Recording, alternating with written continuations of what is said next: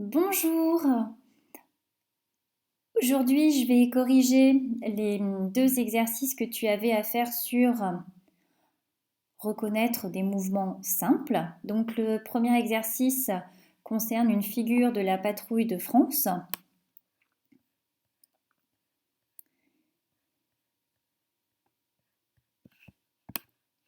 Et on te dit que les pilotes de la patrouille de France réalisent des acrobaties aériennes extraordinaires.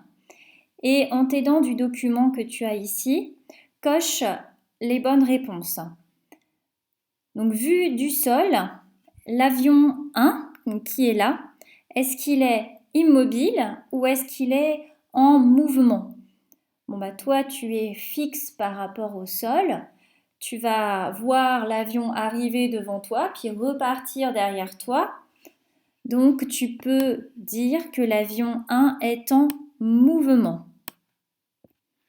Et on te dit d'indiquer dans les étiquettes sur la photographie ci-contre si les avions suivent un mouvement rectiligne ou alors un mouvement circulaire. Donc si les avions y suivent un mouvement rectiligne, ça veut dire que la trajectoire de l'avion est une ligne droite. Bon, la seule ligne droite qu'on peut voir, c'est cette fumée blanche qui repère bien la trajectoire de l'avion. Donc on peut dire que ces quatre avions ont un mouvement rectiligne. Alors, mouvement, je vais écrire MVT, rectiligne.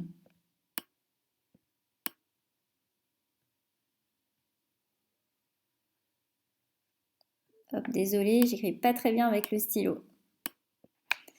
Et donc, quels sont les autres avions qui ont un mouvement circulaire? Eh bien, ça va être ceux qui vont avoir une fumée rouge ou alors une fumée bleue.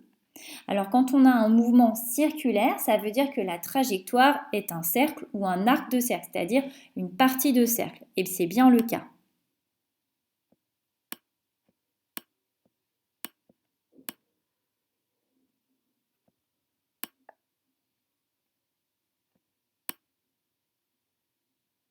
Circulaire.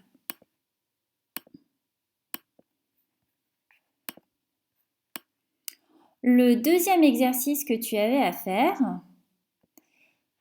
c'est sur un cycliste en mouvement.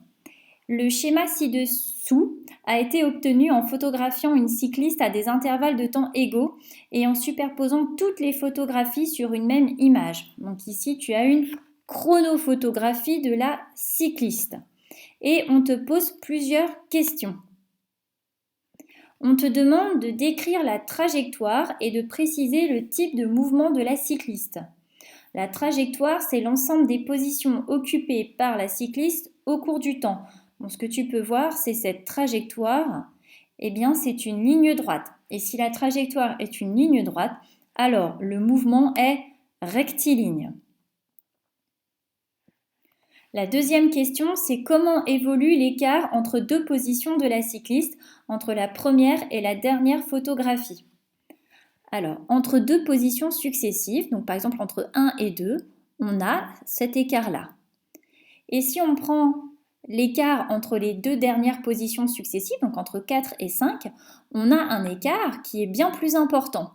Donc ce que l'on voit, c'est que l'écart entre deux positions successives de la cycliste, eh bien, il augmente. Et donc, que peut-on en conclure en ce qui concerne la valeur de la vitesse de la cycliste? Eh bien, si l'écart augmente, qu'est-ce que ça veut dire? Ça veut dire que la cycliste a parcouru une distance plus importante entre la position 4 et 5 qu'entre la position 1 et 2, et pourtant, elle a mis le même temps. Donc, si c'est ça, ça veut dire que la vitesse augmente. Et si la vitesse augmente au cours du temps, alors ce que tu peux dire, c'est que le mouvement est accéléré. Donc, au final, on a un mouvement rectiligne accéléré.